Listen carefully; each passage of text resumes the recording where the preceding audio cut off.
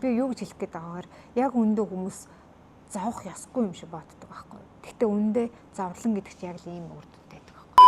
Амар гоё хоббитэй дуртай юмтай. Тэрэндээ бүр ингээд дулаараад ингээд бүх юм өгцөн гэд яг тэрийгэ хийгээд амар аз жаргалтай байгаа тэр хүн. Яг тэр мөчийг харахаар ямар ч эмхтэй хүн дур булаа марагддаг юм билээ. Эрэгтэй хүн ер нь өөртөө итгэлгүй байдал үүрнэ гэдэг нь өөрөө бол ер нь шалтгаан болж байгаа энийг хэлбэрэл бүрж боддог байхгүй би. Тэр нь тархин дотор бидний нөгөө хит их ялгараад байгаа стрессийн дааврыг багасгаж өгдөг. Сэтгэл зүйн асуудал хуваалцах хэрэгцээ байгаа. Гэхдээ тэр хуваалцах хүн байхгүй хэцүү байгаа. Хин нэгэн харилцах, ярилцах хүн байхгүй байгаа. Ярих хэрэгцээ байгаа ч гэдэг юм үү. Тийм байгаа ганцхан хүмүүс одоо жишээ нь таны зүгээс Тухайн одоо шилжиж очисон улс орны юм уу эргэн тойрны асуудал дотоод асуудал гэдэг байхгүй. Хүүхдүүд бүгдээрээ маш хүнд зүйлс дундуур явдаг. тулгардаг сэтгэл зүйн асуудлуудыг ямар асуудлууд байдгүй. Ер нь хаач гэсэн ингэж ганцаараа байх тэр цаг айгүй чухал тий. Үнэ. Үнэ. За тэгвэл нэг цаг. Үнэ.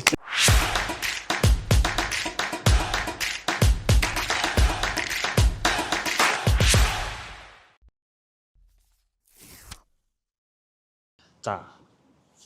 Хоёр дахь үндсэн хоёлаа сэдв рүү оръё. За тэр маань дөрөв хоёлаа ярьжсэн шүү дээ. За окей Монголд ингээд хэсэг ажилласан туршлага хүмүүс ер нь Монголд байдаг хүмүүсийн сэтгэл зүй те асуудын талаар ч юм уу залуучуудын талаар ганц бие хүмүүсийн хүүхдүүдтэй ч юм уу ер нь ямар асуудал байдаг юм ерхий багцаа байгаа те. Тэгэнгүүт одоо ингээд Австралид ирчлээ. Сүүлийн ингээд 2 жил 3 жил бараг энэ ажиллаад ингээд амьдраад авчлаа. Дээрээс нь бас баггүй олон хүнтэй ингээд харьцдаг ингээд ажиллаа бас давхар хийгээл болж байгаа. Тэгэхээр яг энэ тал дээр гадаадад ирсэн баа. За яг Австрали гэж онцлох нь ч бас хайшаа. Энийг ялгаах бол гадаадд бол гадаа те. Ер нь бол гадаадд байдаг ажилд амьдарч сууж хөдөлмөрж байгаа залуучууд, гэр бүлүүд, ганц бие хүмүүс, эсвэл хүүхдүүд тэгээд тэдгээрд тулгардаг сэтгэл зүйн асуудлуудыг ямар асуудлууд байдгүй те тэр тал дээр таны бодлоор одоо юу гэж боддгоо одоо нэг танд өөртөө чинь юм дүгнэлт байдгүй ч гэдэг юм уу те. За яг дүгнэлтээ хамгийн сүүлд нь хэлье. Надад бол дүгнэлт байгаа. Бодцсон юм ажигласан юм бол байгаа. А гэхдээ ерөнхийдөө бол нөгөө номын дагуу болно шүү дээ. Хүн одоо ямарваа нэг шилжилт хөдөлгөөн заавал сэтгэл зүйн үр дагавар авчирдаг. Тодорхой хэмжээнд. А тухайн зүйлийг хүн яаж давж гарах вэ? Тэрэндээ дарагдаж унах уу, даваад гарах уу гэдэг асуудал байгаа шүү дээ, тийм. Тэгэхээр хамгийн эхлээд нөгөө нэг амсдаг зүйл бол нөгөө нэг гар цохрол гэдэг байхгүй юу? Гар цохрол гэдэг нь юу гэж нэрлэдэг вэ гэхээр Монголд байсан одоо тэр хамаарал тийм Монголд байсан найз нөхөд, Монголд байсан тав тухтай амьдрал, Монголд байсан тэр одоо байр суурь ч юм уу тийм тэр бүх зүйл алдагддаг. За тэгэхээр энэ зүйлийг хүн өгүүлдэг ийм гар цохрлыг ингээ хүүхэд ч амсдаг, том хүн ч амсдаг зүйл байдаг. За хоёр дахь том зүйл нь болохоор шилжилт хөдөлгөөний дараа соёлын шок гэж байгаа шүү дээ, тийм. Нин ялангуяа Азийн орноос барууны соёл руу орж ирж байгаа Аз хүмүүсүүд маш их амсдаг. Монголчууд ч гэхгүй тийм ер нь Аз хүмүүс соёлын ялгаа байдаг, тийм. За тэгээ соёлын ялгаанаас болоод айгүйх тийм буруугаар ойлгогдох, тийм. Ингээд нэг ийм ялгуурлан гадуурхагдж байгаа юм шиг мэдрэмж авах тийм зүйлсүүд маш их тохиолдолд маш их нийтлэг байдаг. Одоо жишээлх юм бол яг энэ дээр бид нар ч нөгөө нэг ингээд хэл хязгааргүй улсууд гэдэг хэвгүй монголчууд гэдэг чинь. Одоо бусдын аян руу ингээд ороод дутаагаар хэлж хэлж ингэж тэгээч ч гэж тийм ингэж яг юу өмсцэн наадгаа бит өмсч гэдэг. Тэгтэл энд чинь маш өндөр хэл хязгаартай. Маш өндөр одоо хэл хязгаартай. Өөрөөр хэлбэл нөгөө айгүй нөгөө бие даасан соёлтой. Бид нар болохоор коллективистик гэж ярьдаг хөө. Азад болохоор юу гэдэг вэ гэхээр нэг олон нийтийн тийм соёлтой. Эдгээр болохоор яг тусгаар соёлтой болсон гэдэг хэвгүй. Миний юм бол миний хариуцлага. Чи сая хэлсэн шүү дээ. Гадаадад өсөө зовнуу яануу тэг зэрэг чиний л асуудал гэдэг шиг. Монголд бол бид нар ингээд бараг л найзандаа очивол хоол идэл аавынд очиж нэг орой хоол идэл яваал амьдрал юм тийм. Энд бол ямар ч боломжгүй. Тэгэхээр тэр нөгөө нэг тэр соёлын ялгаа чинь хамгийн их гарч ирдэг байхгүй тий. Одоо ингээл хамаг юм нэг ингээл хүнд яриад тусламж авах гэдэг түмэд нөгөө хүн ингээл зай барингуут ингээд намайг одоо тий надаас ингээд намайг голж ийн тий. Намайг одоо юу гэж бодож ийн ингээд намайг айгүй өрөвдмөр сул дорой гэж бодож ийн гэх юм уу. Зүгээр жижигхэн жишээ шүү дээ. Энэ бол айгүй жижигхэн деталийн юм ярьж байна. Ерөнхийдөө болвол нөгөө соёлын шок гэдэг зүйл айгүйх орж байгаа. Тийм зүйл байгаа. Гурав дахь нь болохоор нэг юм хүлээлт гэдэг зүйл надад аюухан зарагдсан. За энэ бол номын дагууш яг нөгөө амьдралын чинь хүлээлт. эрэхтэй энэ дэх амьдрал аюу өндөр хүлээлттэй ирдэг. Тэ? Тэгээд тэр хүлээлтэнд хүрэхгүй учраас тийм хүрэхгүй учраас сэтгэл санаагаар маш хүндэг. Тийм зүйл байна. За дөрөв дэх зүйл нь болохоор сайн судлахгүй ирдэг. Тэгэхээр энэ подкаст бол өөр аюу тусдаг байхгүй тий. Ер нь ингээд яг очиод миний визний төрөл юу юм те. Надад одоо юу хязгаартай юм. Юу боломжтой юм те. Тэгээд очивол надад ямар эрсдэл гарах юм те. Ямар сул тал байх юм. Юуг анхаарах ёстой юм. Юунд сэтгэл санаагаа бэлэн байлгах юм гэдгээ ингэж тооцож бодохгүйгээр ирдэг. Тэгвэл ирэхлээр нөгөө бүх юм бодсноо шал өөр байнгут маш хурдан сэтгэлээр ундаг ч юм уу те. Айдас төвшөөр давтдаг ч юм уу. Тэгээд монгол хүмүүс рүүгээ хандхлаар монгол хүмүүс чинь бид нар нэг тусдаа явах цаа үнэхээр байдгүй тийм ээ сэтгэл байвч. Ягаад тэгэхээр нөгөө хилдгээр хоолгүй ундгүй бол өөрөө хариуцах учраас өдөр болгон ажиллаа маш завгүй ганц амралтын өдрөөр өөртөө юм гэр үлдээ.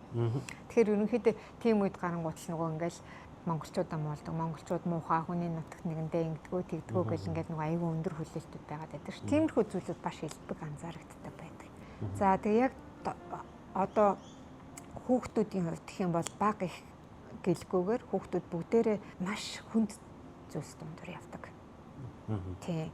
Хамгийн түрүүнд одоо нөгөө нэг шин соёлд ирээд таньж мэдэхгүй байх. Хүн ер нь мэдэхгүй танихгүй зүйлс маш их айдаг шүү дээ. Тэгэхээр тэндээсээ хүмүүс маш их айдаг. Хоёрдугаарт нөгөө гадуурхалт айгүйх явагддаг тий. Нөгөө шин ирсэн учраас гадуурхалт явагддаг. Гуравдугаарт болохоор нөгөө Монголд найз нөхдөө, эмээ өвөө ч юм уу тий гэр бүлээ ч юм уу ингээ орхицсан тэрэндээ ингээ нөгөө хүүхэд ингээд зохистой гашуудах хэвээр идэл за юм сүртэй одоо ингээд тасчихна гэх тэрийг тоодгүй ч юм уу тий. За дөрөвдүгээр болохоор ээж аавынх нь нөгөө хямрал юм. Эцэг их нь нөгөө нэг одоо яг энэ амьдралдаа ихний үед тасан зохицохгүй айгүй хямралтай байгаад хүүхэд тэрийг хараад ямар ч хамгаалт мэдрэхгүй. Яг тэгэхээр эцэг их нь өөртөө итгэлтэй тий зоригтой хийж байгаа юмдаа юм итгэлтэй байх юм бол хүүхэд хараад за ямар ч аавч хоёр ингээд айхгүй байгаа юм чинь би бол болчих юм байна гэдэг тийм мэдрэмж аавна шүү дээ. Тэгтэл ингээд аав ээж нь одоо яахын тэр болохгүй юм байна тийм байж гэдэг юм хоорондоо ингээд муудалсан тэрийг хараад хүүхэд маш их хямардаг тийм зүйл байгаа. За өсвөр насны хүүхдүүдэд болохоор нөгөө үе тэнгийнхэнтэй хүлээн зөвшөөрөхийн тулд болохгүй буруу зүйл хийх хандлага аяах байдаг. Үнэ би яг тийм талаар нэг юм сонссон. Тийм. Тэгэхээр би энийг хийх юм бол энэ соёлд хүлээн зөвшөөрөх юм байна ингэж боддог. За 3 дахь зүйл нь бас хүүхдүүдийн нэг зүйл 3 дахь соёлын хүүхдүүд гэж яригддаг айгүй хүнд асуудал байдаг. Энэ юу гэхлээр одоо Монгол гэхэр монгол ш. Тэ? Одоо энд гэртээ ирэхлээр монгол юм шиг. Тэ? Ээж аав нь ингээд чи монгол хүн байж энэ тэр гэдэг. Сургууль дээр очихоор тэдний соёлоор амьдрах хэрэгтэй болдог. Тэгээ ирээд нөгөө тэрийгэ ярихаар ээж аав нь ойлгохгүй. Гэрийнхэн биегаар сургууль дээр байх гар сургууль нь ойлгохгүй. За тэгэн гол тэр ингээд дунд нь хүүхэд үнэхээр хүнд байдлаар тэрийг миний хүү амсаж исэн байхгүй өөрөө. Тэгээд бид хоёр яг энэ соёлыг нь ойлгож өгөө. Ингэдэм байх, тэгдэм байх, ийм байдгийм биш тэгээд тэгээ яадгийг хүүхдээсээ суралцаад өсвөр насны хүүхд учраас за тэгээ яадгийг ингээд сонсоод ирэхээр хүүхд аюух тайвширдаг. Тэгэхгүй болохоор гү чи тэгж болохгүй сте ийм тийм гээд Монгол хүн байж юм болохгүй тийм болохгүй гэж хаалт тавихгүй гээд тэгж тэгэх юм бол бас аюух хүнд байдалд ордог тий. За иймэрхүү маш олон бэрхшээлүүд байгаа. За эдгээр бол ерөнхийд нь ингээд тохиолдож байгаа зүйлсүүд байна тий. Яг одоо би ингээд ганцхан Австрали биш би Америкт, Германд тий Солонгост ингээд өөр улс орнуудад амьдарч байгаа хүмүүст онлайн зөвлөгөө өгдөг монгол хүмүүстэй. Тэгэхээр нийтлэг харагдаж байгаа тийм хямралууд бол яг үнэндээ шүү дээ тий. Одоо миний дүгнэж хэлэх гэж байгаа юм шүү заяа. Тухайн одоо шилжиж очисон улс орны юм уу эргэн тойрны асуудал ш дотоод асуудал гэдэг байхгүй. Гэдэг нь нэг улсаас нөгөө улс руу шилжиж амьдарч байгаа хүн болгон зовдгоо л гэсэн үг байхгүй тий. Тэгэхээр хэн зовоод байна гэхээр дотоод хямралтай байгаа хүн л зовоод байна гэсэн үг. Тийм. Гэдэг нь очихж байгаа нөхцөл байдлыг очихж байгаа газар нутгийг хит их өндөр хүлээлт тавьж очиад очисон хойноо хүлээлтэнд нь хүрэхгүй учраас тэрэн дээр өөрөө зовоод мэдээж ямар нэгэн эрсдэл сэтгэл зүйн хувьд хүндрэл толгорнгууд тэрийг тухайн хүн хэр их чадaltaй байдлаар ч гэдэг юм уу хэр хурдан байдлаар даван туулж байгаа вэ гэдгээс хамаарат тухайн хүн сэтгэл зүйн хувьд яг зовж гэнэ үгүй юу гэдэг нь очисон улсаас хамаарахгүйгээр хувийнээс хамаарат өөрчлөгдөх гэдэг юм. Яг нь их бах хэмжээгээр бах гэдэг. Тэгэхээр түрүүний миний олон нөгөө нөхцөл байдлууд шүү дээ хүн юм байна, тийм амсч, ийм амсч гэхээр бүгд амсч байгаа. За тэгтэл яг хин тэрэнд аягүй бэрхшээлтэй байна гэхлээр гарах гарцгүй юм шиг мэдрэмж төрж байгаа тий. Энийг давж дийлэхэргүй юм шиг санагдж байгаа. Энэ маш хүнд мэдрэгдэж байгаа юм дотоод асуудал аягүй байгаад байдаг. За ерөнхийдөө бол яг үнэндээ маш гэр бүлийн хоорондын харилцааны асуудал тэрийг давж гарахад аягүй их нөлөөлөд идэг бас. Ганц бие хүмүүс тухайн хүний өөрийнх нь дотоод тий сэтгэл зүйн одоо тэр одоо хүн өөр штэ. Зарим хүн одоо чи энийг ингээ өргөхөөр чамд хүн байлаа гэхэд жоох хөвгт дөрвөл хүнд байдагтай адилхан ш. Тэгэхээр хүнд өөр тухайн асуудал. Тэгэхээр хинт их хүнд байна уу гэдгээс болж байгаа. Тэрнээс биш яг ямар нийгэмд очиж чи юу амсаад байна уу гэдг нь бол маш цөөн тохиолдож. Шалтгаан бол бүгд адилхан. Гэхдээ тэрийг хүлээж авч байгаа хүний сэтгэл зүйн даван туулах чадвар нь өөрөө тэрийг том жижиг болгож хүлээж авч байгаа. Яг үнэ. Тийм. Осолдохгүй л одоо нөгөө тухайн нийгмийн гадуурхал одоо буу шийдэн болдог ч юм уу, буу дулгадаг ч юм уу манай Монгол тэр болгон болдгоо тийм маш хүнд асуудалд орчихгүй л болвол бүгд адилхан зүйл туулж байгаа штэ. А гэхдээ тэр хүн өөрөө яг нөгөө дотоод сэтгэл зүйн хүчин, сэтгэл зүйн тэнхээ маш сайн байх юм бол за ингээд бүр нөгөө хүнд болгон тулгараад иддэг нөгөө Азиудыг ялгуулдаг, юм шийддэг, зоддог, мэддэг ч юм уу тийм юм амсцсан байсан ч даваад гарч чаддаг байхгүй. Тийм үү? Ойлгомжтой тий. Тийм байгаад байгаа. Миний гэр бүлийн хувьд ярьж байгаа зүйл гэхээр гэр бүлийн хоёр одоо яг ингээд өөртөө ойлголцоо санаа нэг байх юм бол хамтдаа юм аягүй маш сайн даваад гарч чадж байгаа байхгүй. Тэгэхгүй нөгөө нэг суур асуудалтай, харилцааны асуудалтай ч юм уу те маш нэг юм асуудалтай байгаад ирэхээр хоорондоо таарахгүй болохоор нөгөө асуудал нь бүр хүнд санагдаад эхэлнэ шүү дээ. Бүр 3 дахь гаднаас нөлөөлж байгаа нөлөөлөл нь улам хүчтэй байгаад байна. Тэгэхээр уналтанд орж байгаа. Ийм зүйлсүүд би дүгнж хэлэхэд анзаарчихсан. Тийм байна. Тэгээ ер нь бол таны хэлж байгааг би бас ойлголоо. Тэгээд ер нь санал бас нэгдэж чинь. Тэгээд нөгөө одоо жишээ та хоёр тэр адилхан л гад Монголоос ирж бич байгаа чиглэл. Тэгэл яг л адилхан орчинд ирж байгаа. Яг л нэг л яг сургууль нөөрч гэсэн адилхан сурч байгаа тийм. Тэгэхээр нөгөө гаднаас нөлөөлж байгаа хүчин зүйл бол бүгд адилхан байгаа. Тэрийг та сэтгэл зүйн хувьд за юу нь юу гэдгийг ингээл даваал гараа штэ гэдэг юм сэтгэл зүйн хувьд хүлээж авах чадвар нь өөрөө өндөр байгаад авчих юм бол тэр бол их сайн сэтгэл зүйн хувьд тийм хүндрэл очруулах гадахаараа хэмжээнд. Гэхдээ нөгөөдөөр одоо жишээ нь би бол одоо жишээ нь тэрийг амар хүндэрдэлж бол за энэ болтгүй тэрч болохгүй гээл байвал ингээд улам л ингээд сэтгэл зүйн хямраа бол улам л өөрөө зов гэд байдаг. Гэдэг үднээсээ нэг хүмүүсийн сэтгэл зүйн хувьд бол харилцаа адил өөр байх гэдэг.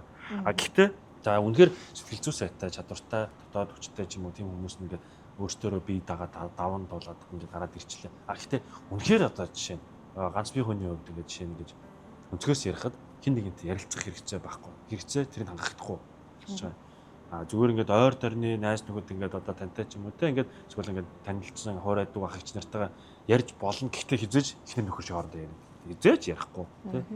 Одоо жишээ нь бүр үнэхээр ихнэр нөхрүүд ч юм бол үнэхээр нөгөө ядаж бие биенийхээ үзгэн дээр мэнг байдгийг мэдж байгаа шүү дээ.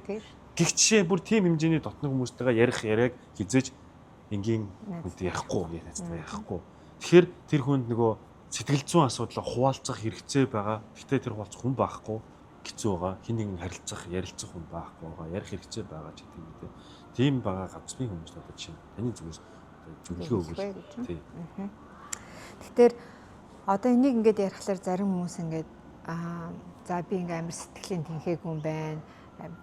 Хүмүүс бол даваал гардаг гэж штэ. Тэгээд би ингэж байгаа юм чинь би юм байна гэж бодоод ингээд нөгөө тусламж авахаасаа зайлсхийгээд ингэх юм эртэл үүсч магадгүй. Учираас би бас залруулга хийж хэлэхэд одоо жишээлбэл хүн ингээд ус руу орохоос нааш тэр ус хэрэг үнзгий, хэр хүүтэн тэ хэрвээ гэдгийг мэддэггүй байхгүй. Тийм тэгэхээр ямар ч байсан тэр дунд орсны дараагаар хүн тодорхой хэмжээний зүйлийг амсна.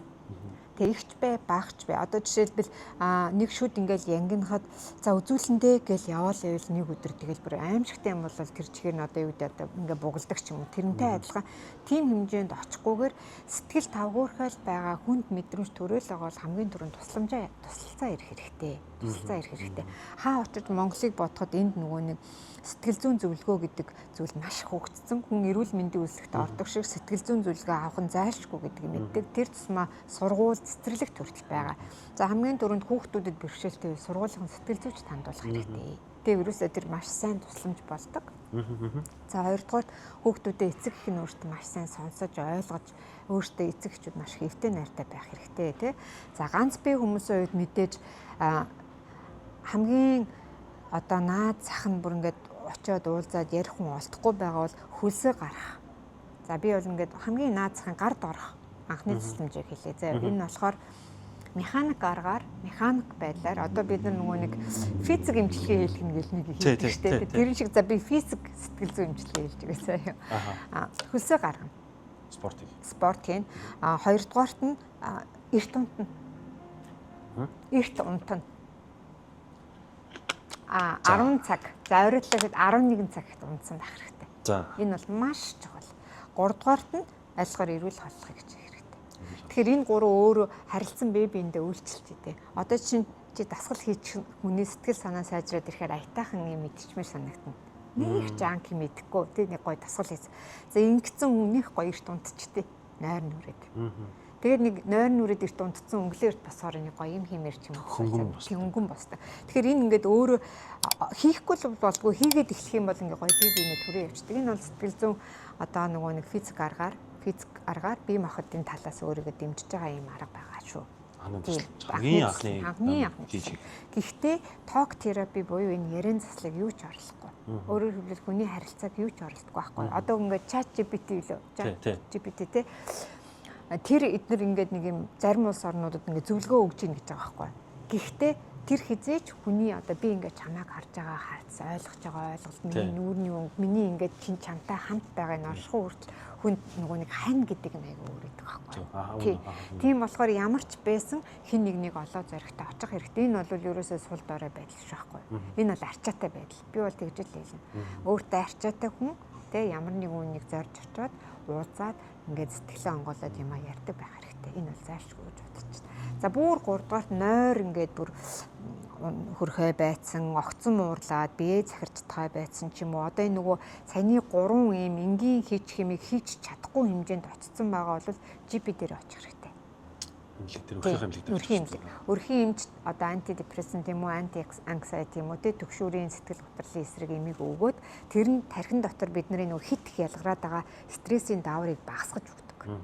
Тэгээ стрессийн даавар багасаад ирэхээр хүн илүү унтна. Тэгээд нөгөө юм хийхэд ингээд бас түлхэж байна. Тэгэхээр хараа сэтгэл зүйн зөвлөгөө гэдэг үнэндээ яг ганцхан зүйл байдгүй. Энэ чинь цогц байдаг. Бүх талаас нь. За хүүхдүүдийн хувьд бол хүүхдүүдийг спортоор хичээлүүлэх хэрэгтэй. Ямар нэгэн дуртай зүйлээр хичээлүүлэх хэрэгтэй.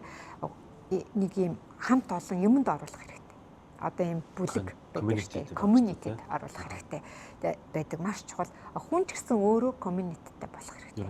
Тийм. Хагас бүтэн сайндаа хамт ууланд аялдаг community байж болно те. Эсвэл одоо юу гэдгийг гоё гар урлан хийдэг зураг зурдаг community байж болно. Тэгэхээр энэ нь бол нийгмийн талаас арга хэмжээ авч байгаа. Миний саяны хэлдэг нойр хоол эмч нь физик талаас авч байгаа. Оюун санааныхаа талаас хүн өөрөө ямар их вэ гэхээр ном унших, өөрийгөө хөгжүүлэх юм те. Тэгээд дээр нь би бол илүү ингээд нөгөө гоё хөгжилтэй юм, муу мэдээ, шар мэдээ биш те гоё хөгжилтэй юмар өөрийгөө цэнэглэх хэрэгтэй. За тэгээ хамгийн сүүл зүрх сэтгэлийн үед бол маш тийм нандин харилцаануудыг бий болгох хэрэгтэй хүмүүстэй. Тэ? Татна харилцаа. Чи хэлсэн шүү дээ. Хэр баргийн үнд ингээд тэндээ мингтэйг хэлээд ээж болохгүй гэж тэ. Тийм. Гэхдээ сайн найз гэж байх хэрэгтэй. Татны нэг хин юм байх хэрэгтэй. Чамайг ингээд чи одоо юундаа ингэдэм юм эсвэл одоо ингээчтэй гэд ингээд заадаг ч юм уу чи л тэгжихгүй гэж дүгнээд байдгүй. Ямар байгааг чинь сонсдог тийм найзтай болох хэрэгтэй. Тэгэхээр найзаа сонгох хэрэг хүнд байдаг байхгүй. Тэ ямар хүн чамаа сонсч ин тэр хүнтэй уулзах юм зүйл хэрэгтэй. За 5 дахь зүйл нь бол яг хүний бүр цөмд орших одоо сүнслэг бие гэж байдаг. Тэр болохоор амьдралын утга учирыг ойлгох хэрэгтэй, зорилгоо ойлгох хэрэгтэй, мөрөөдлөө ойлгох хэрэгтэй, тэ яах гэж амьдарч байгааг ойлгох хэрэгтэй. Ингээд ийм цогц байгааз. Тэгэхээр энэ сэтгэл зүйн асуудал гэдгсэн зүгээр нэг яг ганц зүйлээр хэмжигддэг байхгүй. Маш олон зүйлээр хэмжигддэг. Тийм тусламж үзүүлж болж байгаа. Тийм байна. Баярлалаа. Айгуу гоё зөвлөгөөнд өглөө. Би тэгээд наад дундаас ч нэг юм олж харсан нь community-тэй болох тий. Гар урлал ч юм, уулзлах ч юм уу ийм юм хийх гэдэг. Мэдээж чи яг нэг талаараа community-д байх хэрэгтэй тэр хэрэгцээг хангаад өгч байгаа. Гэхдээ нөгөө талаар миний амьдралдаа яг бодож явдаг, баримталж явдаг нэг юм зарчим. Тэр нь юу гэхээр би Монголд байхдаа өөрөө бас нэг юм сэтгэл зүйн айгуу тийм хүн асуудалд ингээд ороод Тэгээд эрэгтэй хүн ер нь өөртөө итгэлгүй байдал үүрнэ гэдэг нь өөрөө бол ер нь шалтгаан болж байгаа энийг хэлбэрлэл гэж боддог байхгүй би. Ямар ч өөртөө итгэл байхгүй. Хин нэгэнтэй өөртөө итгэлгүй болчихоор хин нэгэнтэй харилцахаар би өөрийгөө доош нь хийдэг, тий өөрийгөө голдог. Тэгээд за би ингэж харагдаж байгаа, ийм ч муухай харагдаж байгаа, тийм ч харагдаж байгаа. Би ч одоо ийм орлого байхгүй ч гэдэг юм уу тий. Ингээд эрэгтэй хүн өөрийгөө ингэж хэмэлсээрэн байгаад өөртөө ямар ч итгэлгүй болгоод ингээд бүр ингээд шалтаа бууж исэн үе надад байдаг байхгүй. Тэгээд тэр үед би одоо яг тантай адилхан ингээд хин нэгэнтэй ингээд ярих надад хүн ойрын хүн байсан уу гэвэл би одоо жишээ нь би манай төрсаах байдаг. Тэгээ манай аав байдаг. Гэтэ би аавтайгаа би хизээч тийм талаар ярихгүй. Сэтгэл санаагийн зовооч хизээч ярихгүй. За ахтайгаа болохоор би тэр тустай амьдрал амар олон жил болсон учраас би бас хэтэргээ тийм ингээд нарийн ширийн бас ярьж чадахгүй тий. Тэгээ би тэрийг нас хоол учраас тэгээ бас тэр тусмаа. Тэгэнгүүт өөр бусад хүмүүстэй ингээ найз нөхөдтэйгээ ярихээр тэр хүмүүс бүгдээрээ ардаа амьдралтай ар гэртэй хүмүүс гэж бодохоор тэр хүмүүс садаа болчихгүй тэр хүмүүс бас нэг өөрийнхөө зовлон аваач наачихгүй те бас хин нэгний зовлон сонсоод суугаад авах хэцүү гэдэг ч юм гээд тэгээд тэрэн дээр би зүгээр ингээ сэтгэлзүйтэй ч юм уу гэж бас уулзаж ич бодооч угаасаа тийм юу барыг тийм мэддэгч байсан уу явах гэдэг байхгүй ойлголт байхгүй одоо хэрвээ жишээ тийм байвал би мэдээж одоо жишээ нь хамгийн түрүүнд одоо за окей би юм сэтгэлзүйтэй нэг уулзаа яриад ганцаач толгойг яриад үзье те ингээд ядаж нэг тийм гаргалгаатай болчихлоо шүү дээ тэгэхээр тухайн үед бол тийм байгаагүй тэгэнгүүт тэр үед зүгээр надад азар би тухайн үед нохоотой байж таарсан. Тэгээд би тэр нохоог гадуур авч дагуулж шээл гэж баалгаж зугаалуулах шаардлагатай байсан.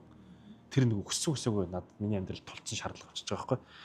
Тэгэхээр би тэр нохоог гаргаж шээл гэж баалгахын тулд гадуур гарна. Зүгээр байрны эргэн тойронд гарахаар зүгээр нэг юм шороотой газар муухай те. Тэр ингээд амьдрах орчноо бохирдуулах гэхээс илүү гэдэг. Тэгээд хүн амьтны ингээд муухай хаад үзэх хашгирах машгирах гэх хүмүүс хэцүү шүү дээ. Тэр байдлаас нь дөлөнгүүтээ би богдуул руу цогтдог гэсэн баг. Нохоогоо аваад богдуул руу эсвэл хойшоо хангаат руу ууланд яваад нөгөө нохоогоо нэг сайхан дураар нэг хөнгүү газар гүйлгэж арайлгаж ингэж явчаад тэргээрээ далимаар нь би өөрөө мэдхгүйгээ одоо л бодохоор тэгээд алхаадсан байгаа байхгүй. Тэрэг л дагаж нохоог л дагаж би ууланд алхаж эхэлсэн байхгүй.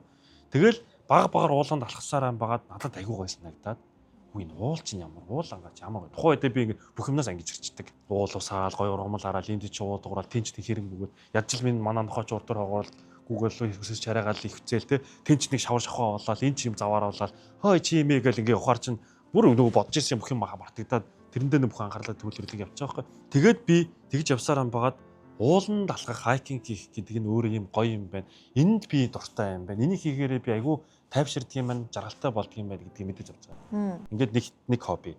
Тэгж явж байгаад зөвөр санамсаргүй тохиолдолоор нэг өдөр нэг ажлынхаа хүний камерыг барьж явж байгаад зураг мураг тарж байгаад зураг тарах ч ямар сонирхолтой юм бэ? Яг тэр би одоо тэр гоё игээд бодсон байсан мөчийг зургийн дараагаар бичлэгийг хийж авах ямар гоё мэдрэмж гэдэг юм бэ?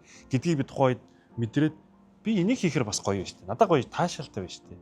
Гэдгийг мэдрээд би ингээд ер нь бол ингээд за нохоог стооц бол ер нь ингээд тийм хоёр хоббитой болчихж байгаа байхгүй юу? Тэгээд тэгж явсараа байгаад миний тэр бүх юм алга болоод өөртөө гоё ихтэй болоод намааг тэгээд өөртөө ихтэй болоод гоё уулын алхаад ирэх манай ажлынхаа дотроос хамт олон дотроос цуг олонд алхах хоббироо цуг явах хүмүүс нэмэгдэж эхэлсээр байгаа community үүсээд тэгээд хүмүүст буцаж нээлттэй болоо буцаад би өөртөө ихтэй болонгууд би хийж байгаа ажилдаа урамтай болонгууд тэрийгээ дагаад миний борлуулалт өсөөд тэрийгээ дагаад миний санхүү өсөөд тэрийгээ дагаад би борлоо чалентайгаа нэмүүлээд тэгээд тэрийгээ дагаад би дахиад тушаал твшээд ч юм уу те ингээд надад өөрчлөлт гараад ингээд автаа тэгтэй авцсан. Тэг өнөөдөр энд ирсэн байгаа шалтгаан ч бас тэрнтэй холбоотой. Тэгэнгүүт миний хамгийн ойлгосон нэг зүйл нь хүнд хобби гэдэг зүйл ямар том байр суурийг эзэлдэг, ямар чухал ач холбогдолтой юм бэ гэдгийг би тэр үед ингээд оюун санаа бие мах бүх юмдаа шингэж ойлгосон байхгүй. Тэрнтэй адилханаар түрүүний таны хэлдэгтэй адилхан ингээд те ууланд алхах, тэгээ хөсөө гаргах те тэр бүх юм хүн үнэхээр өөрийнхөө дуртай юмыг хийгээд байж байгаа тохиолдолд хүссэн хүсээгүй тэр сэтгэл зүйн асуудлыг өөрөө гаргаад энэ дотроос өөрийгөө татаад авчих юм байна гэж би мэдэрч ирсэн байхгүй. Өстой гоё залуучуудтай айгу чиний туулсан зав үл өөрийгөө яг давд хэлсэн энэ аргачлалд гайхалтай сонсогдож байгаа байхгүй. Тэгээд угаасаа чам нөгөө их сурулж байхгүй хинээс асууж юу гэдэг мэдэхгүй мөртлөө яг ингээд нөгөө зөнгөөрөө тий ингээд хийсэн зүйл чинь чамд болсон. Одоо энэ нөгөө нэг юм экопсихологи одоо эко гэдэг одоо нөгөө байгальд гарч сэтгэл зүгөө засдаг засал байдаг шүү дээ. Тэг хүний нөгөө хамгийн их тайвширдаг хоёр өнгө цэнхэр ногоон өнгө хоёр. Тэгэхээр юу гэж хэлж байна? Байгаль тий ууландаа ой мадандаа цэнгэр дэлхий далай тий цэнгэр тэнгэр Тэгэхээр байгальд хүн гарахаар маш их тайвширдаг. Нэгдүгээр, хоёрдугаар нохоо маш чухал байдаг. Нөгөө жоохон хүүхдийг нохоотой болгоно гэдэг те нөгөө хань ахгүй. Тэгэхээр нөгөө нэг амиа оролтын төлөө сэдвийн тухай ярьж байхад шүү дээ те. Ядаж яс мэлхийтэй байвал тэрнийхээ төлөө хүн амиа хорлдохгүй гэж байна. Тэ тэгэхээр тэр чамд хариуцлах байсан те би хин нэгний төлөө энэний төлөө би ингээм амьд байх хэрэгтэй ч юм уу энэний төлөө би юм хийх хэрэгтэй гэдэг тэрээс маш чухал болсон биш.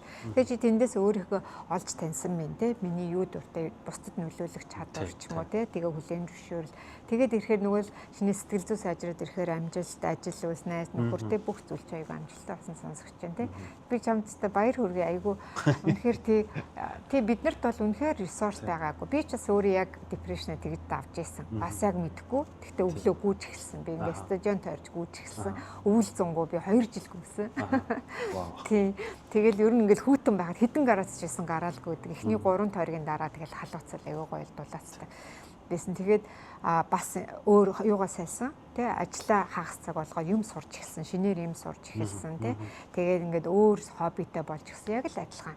Тэгээд хүмүүс ярьчихсан. Тэгэхээр энэ бол яг ингээд амьдрал дээр бодтой магадгүй хүнтэй ярихаас те ингээд нэг санаан зов эсвэл сэтгэл зүйчдэр очихлаар ингээд жоохон бэрх юу яагаад ширгэнэд идэг хүмүүс байдаг шүү дээ. Тийм байхан хүмүүс байвал чам чи айгүй гоё юм амьдралын бодтой зөвлөмж өглөө. Надаас илүү зөвлөмж өглөө гэж би бодож байна.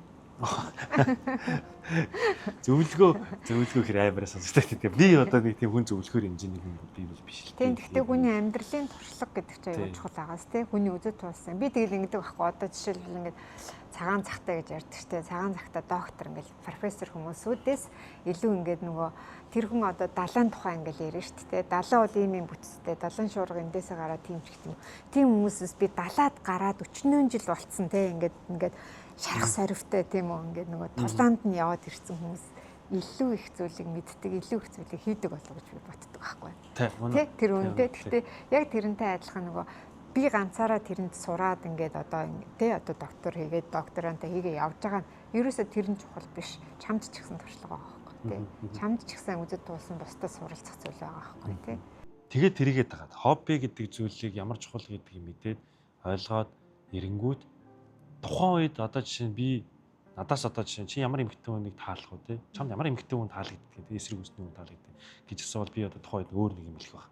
Гэхдээ одоо ч юм уу те тэр зүйлээс хойш одоо надаас асуувал би хоббитэй эмэгтэй хүн гэж хэлэх.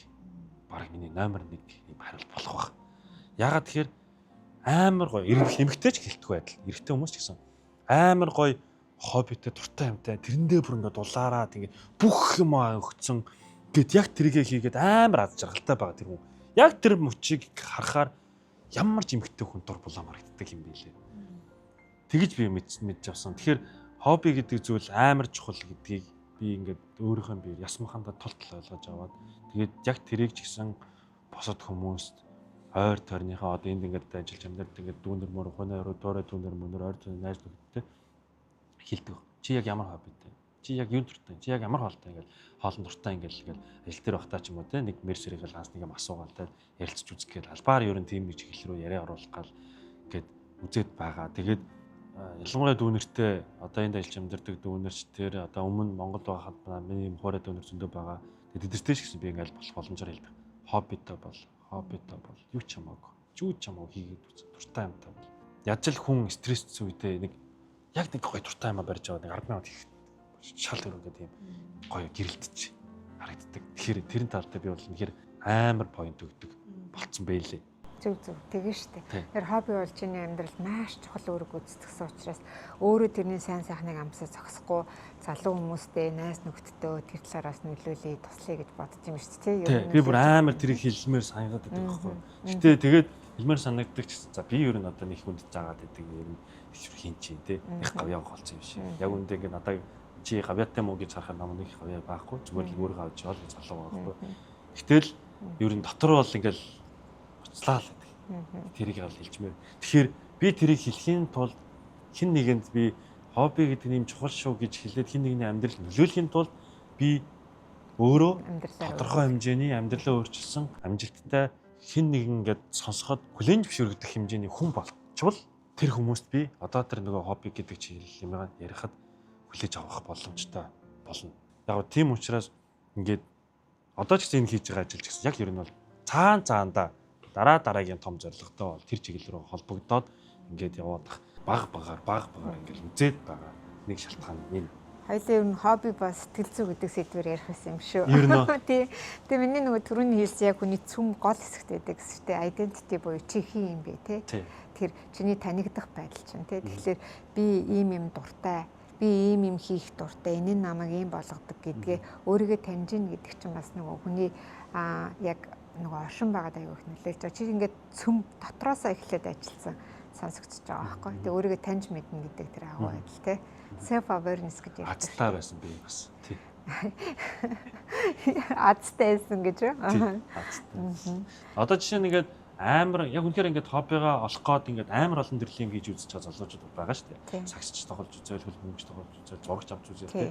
Гэтэ яг нөгөөт нь яг өнөөх нь яг үнэхээр хобби болохоор харьцаж дуулахаар юм мөн үү гэвэл бас тоонд олоогүй байгаа залуучууд гэсэн байгаа шүү дээ. Олон байгаа тий. Тэгэхээр яг тэдний хажууд бол би айгүй ийм тохиолдлоор айгүй азтай байдлаар хурдан байдлаар ч их юм өөрийнхөө хоббиг дуртай юм зүйлээ олцсон учраас азтай гэж бас боддог байхгүй. Тэр нохооны гавья. Тэг би амар муухай одоо нэг найз төгөөд энэ лэдэг ах トゥ нартай ч юм уу тэгээд найзтайгаа ярихтаа тэгдэг байхгүй. Чи юу нэгээд гэрхнээгээ сандаг юм гэдэг. Муухай л сонсогддог л байх л та. Гэтэл яг үүндээ би гэр бүлээсээ илүү нохоогоо илүү сандаг байхгүй. Гэтэл би гэр бүлээгээ хоошоо тавьж байгаа их биш л те. Гэр бүлээгээ би хангалттай санаж байгаа. Гэтэ тэрнээс дахиад жоохон нэмээд илүү санаж байгаа нохоогоо сандаг. Яа нохоогоо санаж ингэ чи бодож байна. Мэдхгүй би. Хүнд үе хамт турсан юм чи харахгүй үстэй. Тийм үстэй. Жаргал зовлонгоо хуваацсан. Жаргал зовлонгоо хуваацсан тий. Тэгэхээр чиний үед маш чухал ахна аргагүй сонсогдож байна. Бас тийм ээ тийм. Би тэр чин тэгээд одоо бас нэг яг миний нөгөө яг тэр хэцүү үе чинь эхлэхэд би тэр чинь нэг ор хоронгоо болоод хоёулахнаа ингээ машин дотор 14 оны хотоо бид нар амьдарч байсан байхгүй. Гавч газар мозоо байхгүй. Гэтэ би нөгөө хин нэгэнд айлдчих дургу хүн цаадлах дургу учраас тэрэндээ гүрийгээд 14 оны хотоо машин дотор хоёулах амьдраад сэтгэл яг тэр мэрэндээс ингээ үзгээд таны хэлж байгаа шиг ста нэг зовлонгоо цуг зулцсан учраас илүү тийм дотн шиг мэдрэмж аваад байгаа. Тэгээ санаад байгаа магадгүй юм байна. За гоё төв хуваалцсан. Амар байлаа. Би одоо таныг юм яриулъя гэснээр өөрөө бах юм байсаар байгаа тарлаа одоо. Би ингээ нэг хүн сонсоор байгаа сурчтэй гоё юм. Та гэхдээ амар тий ярихаар хүн надаас юм асуугаа ярихаар бас нэг сонирн биш үү? Би дандаа л асууж нөгөө сонсч идэг болохоор. Би түрүүний хэлмээрээс юм нэг хэлцмээр санагдчихлаа. Чи хэлсэн шүү дээ. Тэр нохооны гавья гэж тэр нохооны гавья байгаа. Гэхдээ би чиний наа сэдвт чи холбогдохсыг мэдэхгүй байна. Чи зовсны чинь л гавья байхгүй. Одоо чи хэлсэн тэр нохооны л гавья би азтай байсан гэж тий. Тэгвэл миний хувьд бол чи тэр зовлон амсаагүй бол чи тэр зүйлийг олж мэдэхгүйсэн байхгүй. Өөрөөр хэлбэл чи хэлсэн чи маш хүндтэй хинч биш юм шиг мэдрэмж аваа. Итгэл өөртөө итгэл унаад өөрийн үнцийг унаад маш хэцүү бас. Тэр чинь л маш чухал чиний амьдралээ. Тэгээ би юу гэж хэлэх гээд байгаагаар яг өндөө хүмүүс зовох ёсгүй юм шиг боддог байхгүй. Гэхдээ өндөө зовлон гэдэг чинь яг л ийм үр дүнтэй байдаг байхгүй. Зовлон гэдэг чинь юм дээ. Би тэр сэтгэл готрол гэдэг зүйлийг амсаагүй би өнөөдрийн би болохгүй л байхгүй. Тэгээ өнөөдөр би тэрийг давж дуулж гарснараа айгүй их ойлгочоо. Тэрнтэй адилхан мэдээж нохоо чам байсан чи язтай, ерөөлтэй байна, тэ хантай байсан байна. Гэхдээ чи тэр зовсны чинь гав яахгүй. Тэгээд яг би сая нэг бид нар миний нөгөө сурч байгаа зүйл нэг зовлонгийн теологи гэж хэмэлсэж байгаа байхгүй. Зовлонгийн утга учирын талаар.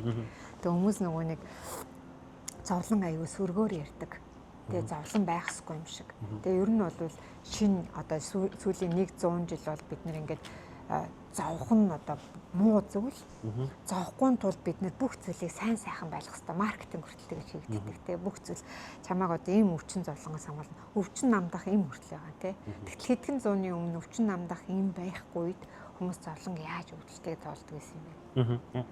Тэгэхээр зовлонгийг утга учирыг хүмүүс өөрөөр хардаг байсан тухай ярьж байгаа байхгүй. Энэ зүйл надад ямар нэг юм сурах гэж байна. Энэ зүйл ямар нэг юм надад өгөх гэж байна. Тэгээ энийг би даваад гарвал би илүү сайн болно гэдэг зүйлийг харж чаддаг байсан гэж байна. Тийм байна. Гоё яагаад? Тийм байна. Гоё. Тэгээ би тэрийг бас онцлон санагдлаа. Тийм байна. Гоё. Хоёр асуулт байгаа. Тэгээд дээр нь ямар хоёр асуулт байдаг гэхээр за эхнийх нь болохоор хэрвээ одоо та бол энд бол шууд сурахаар ирсэн байгаа шүү дээ. Ер нь бол хэрвээ танд шууд сурахаар биш ямар нэгэн байдлаар яг тэр сэтгэл зүйн чиглэлээрээ шууд ажиллаад ирэх боломжтой визний гаргалгаа тийм визтэй байсан бол та эхний ээлжинд сурахаар ирэх байсан уу? Эсвэл тэр ажиллахаа чиглэлээр нь ажиллахаар ирэх байсан уу? Ер нь таны хувьд тэр чиглэл дээр нь яах байсан бэ? Хэрвээ тийм сонголт ирвэл одоо яг ирэхэд чинь маш ирэхэд би сурна. Шууд сурахаар. Сурна. Сураад энэ системийнхаа одоо ойлголтгүйгээр ажиллана гэдэг бол үнэхээр хэцүү байхгүй. Ялангуяа энэ соёлыг мэдгүй энэ соёлын хүмүүстэй сэтгэл зүйн ажил хийдэг нь хэцүү. Яг ажлын онцлогоор бол би бол ямар ч зүйлээ сурж иж дараа нь ажиллана. Тийм байна. Тэгэхээр энэ нөгөө нэг хоёрыг одоо тухайн яг ажиллаж байгаа мэргэжлийн онцлог бас өөр. Жишээ нь одоо бид зөвхөн өөр хүмүүс одоо жишээ миний хувьд ч юм би одоо цахилгааныхаа инженерээр сурах энд сурахгүйгээр зөв шууд цахилгааны инженерээр ажиллах боломж байсан бол ажиллахаар би заавал хин нэгэнтэй уулзч ярилцах шаардлагагүйгээр хин нэгнийг ойлгох шаардлагагүй тэр тоног төхөөрөмжийг мэдчихлээвэл ер нь бол болоод болчих гэдэг байна шүү дээ. Тэгэхээр бас таны нөгөө мэргэжлийн онцлогийн хувьд бас өөр болохоор бас тэр талын сонгох гэдэг байна тийм. Хүнтэй ажилтдаг учраас тийм. За тэгэнгүүт нөгөөтэйгээр хоёр дахь асуулт нь 3 жилийн өмнө байсан цацаа. Одоо 3 жилийн дараа одоо энд ирсэн байгаа цацаа. Одоо Монголд байх биеийн цацаа одоо байгаа цацаа хоёр хэр ялгаа гарсан. Гоё асуулт байна. Асар том ялгаа гарсан шүү дээ. Би яг над дээр бас аягүйх гараад байхгүй. Тийм учраас би яг хүмүүсийг тэр талаа гоё. Чи яг ямар талаас нь хувь хүн талаас нь мэдмээр. Хувь талаас. Би бол айгүй тийм одоо экстраверт гэж ярьдаг штеп. Бүр супер экстраверт хүн байсан байхгүй юу. Одоо ерөөсө гадагшаа. Тэгэл ер нь бол гэрт них байдгүй. Гэрт байвал гэртээ найзуудаа цуглуулдаг ч юм уу. Хүмүүс 7 хоногт нэг удаа гэрт ирдэг. Тэгээд нөгөө олонтойгоо божгондог айгүй тийм нөгөө сургалт мургалт хийгээл тийм ингээл ер нь ингээд айгүй завгүй амьдардаг. Ерөөсөө л одоо өөрөөр хэлбэл ингээд айгүй их нөгөө гадагшаа харилцаатай байдаг. Тэрнээс ингээд баргуу ирчвч авдаг ус. За ирснийхаа дараагаар би бүр ингээд нэлээд хүнд үеийг давсан. Яасан гэхээр цар ганцаараа нөгөө хүмүүс үуч чинь байхгүй. Одоо та өөрөө нэг асуулт олж эхэлж байгаа шүү. Ганцаараа дөрвөн хамны донд. Хичээл чинь нөгөө 7 хоногийн нэг 2 мө 3 өдөр ингээд бүтээ ячаа бусад өдөр ингээд бие дааж байх байсан тий. Тэгээ номын санд ч юм ингээд тэнгуутал чинь нөгөө хэл соёлын ялгаанаас болоод тэгээд хүмүүс чинь нөгөө монгол шиг ингээд нэг курст орчоод хамт сураа явахгүй шүү дээ. Нэг хичээл хамт авна, өөр хичээл хамт авна гэл ингээд тий. Нэг юм рандом тэгээд бид нар чинь сурах арга нь өөр. Бид нар шиг ингэж нөгөө интенсив бүтэн цагаар сурахгүйгээр ажлынхаа хажуугаар жоохон сурдаг болохоор яг ингээд нэг ингээд доктортой найз нөхдөд яхаар юм байхгүй. Дээр нь маш их унших бичих ажилтай учраас ерөөсөө л ингээд өөртөө төвлөр дотроо ингээд суух хэрэгтэй. Үнэхээр хэцүүсэн. Тэгээд нөгөө би чинь толгойн дотор бүх бодлоо орооцолтой бол ингээд сүулдэ ингээд тэгээ нөгөө гэрхэндээ яриахэр чи манайхан чи ингээд нөгөө өглөө ажил сургуультай явчаад орой ирэхээр ядран эсвэл нөгөө өөр айгу дотгошоо өөртөө зүгээр нөгөө утас муцаа үзэх юм өөртөө цаг нь хэрэгтэй байгаа байхгүй. Тэнгуул за энэ хүмүүст өөрийнх нь цаг хэрэгтэй нэгэ би хинтэй ч ярихгүй байх хэвээр тэр надад үнэхээр хэцүү байсан. Тэгээ одоо тэр үед би хямарсан. Тэгээ одоо энэ болохоор яасан бэ гэхээр тэрийг нөгөө нэг ингээд loneliness буюу ганцаардалт гэж хэлдэг байхгүй. Тэгэхээр aloneness гэж нэг юм байдаг. Ганцаараа байх чадвар. Тэр ганцаараа байх чадварыг сураад одоо ингээд ганцаараа байгаа, бодод тунгаагаа тэрэндээ ингээд бүр айгүй enjoy болоо тий. Дуртай хөгжмөн сонсоод, номоо уншаад тэгэл ингээд ер нь хаач гэсэн ингээд ганцаараа байх тэр цаг айгүй чухал тий. Үнэ. За тэгвэл ингээд цаг. Үнэ гэж. Бүр надад тэр үнэхээр айгүй тэр бол тасар дам үрл намайг одоо баг чи яасан чимээгүй болцсон юм бэ? Чи зүгээрөө гэж ингэж хүмүүс асуумаар тийм.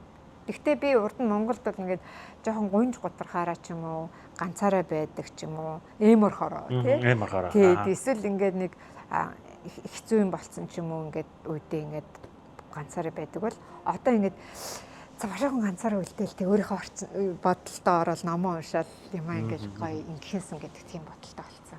Тэгэхээр асар том өөрчлөлт байгаа 3 жилийн дотор. Тэнгэр газар шиг өөрчлөлт шүү дээ. Тэгэхээр амар том давуу тал болсон. Одоо хэрвээ тагаа наашаа ирээгүй Монголд мастерч сурсан бол тэр одоо ингэж өөрчлөгдөхгүй. Тэ? Өөрчлөгдөхгүй. Тэгэхээр одоо би таны нэрэн дээрээс одоо нэг хүмүүс тандаж ямар мессеж өгөх гээд байгаа гэхээр хүн Монголдоо хайрцагын дотроо байгаа гэвэл байгаа л байгаа. Хизээч хүн яг өөрчлөлтгүй л баг л та. Гэхдээ яг цацаа гэж саяны хэлдгээр ийм том өөрчлөлт ер нь бол гарахгүй. Тэ? Тэгэхээр яг энэ мессежийг би хүмүүст өгүүлэхийн тулд хүмүүсээс асуулт байсан байгаа байхгүй юу? Тэгшээгээр бол чи юм сураад, юм мэднэ, нүд нэгнэ. Дээрээс нь өөртөө ажиллаж сурна. Дээрээс нь өөрийгөө автаа идэх. Тэгээд чи яг үнэндээ боддороо чи яг ямар хүн юм бэ гэдгийг хүлээн зөвшөөрч мэдэж авах гэж бодоод тэгээд энэ асуултуудыг асууж байгаа. Гой асуулт. Баярлалаа. За тэгээд баярлалаа. Урилга хүлээж аваад хөрөлцөн ирээд нэг нөгөө сайхан дэлгэрэнгүү буу халаад намайг баг яриулаад. Ихтэй маш их баярлалаа. Тэгээд цаашдынхт нь сурлага хөдөлмөрт нь, ажилд нь, карьерт нь, за мөн тэгээд докторын зэрэг хамгаалж байгаа хичээлд нь бүх зүйлд нь хамгийн сайн сайхан бүхнийг хүсье. Бүх зүйлд маш их баярлалаа. Гэр бүлтэн сайн сайхныг хүсье. Тэгээд удахгүй хоёлаа part 2 дараагийнхаа дугаараа тун удахгүй эргээд уулзъя. Тэгээд тэр өдрийг хүртэл түр баяртай. Баярлалаа гэж. Баярлалаа. Баярлалаа. Өнөөдрийг авч. Тэг магнагаас л ингэж цэцэг авах юм да. За. Баярлалаа. Тэгээд ихчээдээ урилга хүлээж авч оролцсон. Баярлалаа. Баярлалаа. Гоё. За тэгээд Pick Point подкастын маань шинэхэн дугаар энэ төрөд өндөрлөлөө. Тэгээд та бүхэнтэй хэрэгтэй зөвлөгөө мэдээлэл авч чадсан гэж найдаж байна. Тэгээд дараагийн дугаараа эргээд уулзлаа. Түр баяртай. Тэгээд цацаагчдын дараагийн дугаартай бас нэг 2 том сэдвийн талаар ярилцгаар тохиролцлоо. Тэр хүртэл түр баяртай. Бүгдээрэнд баярлалаа. Баяртай.